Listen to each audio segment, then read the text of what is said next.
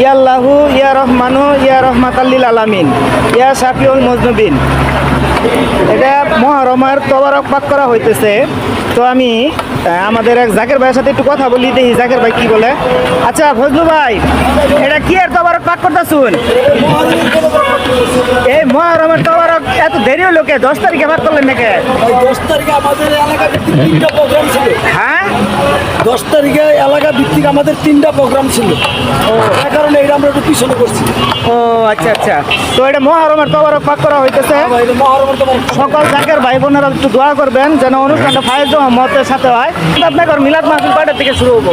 বাদাসা ভাই স্যার ভাই মিলাদ মাহফিল, মিলাদ কিয়াম হবে।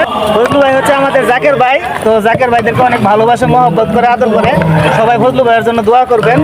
আর এই যে এটা হচ্ছে তবারক আসলে রাত্রেবেলা, তো এই জন্য ক্লিয়ার ভাবে আপনাদেরকে দেখাইতে পারলাম না।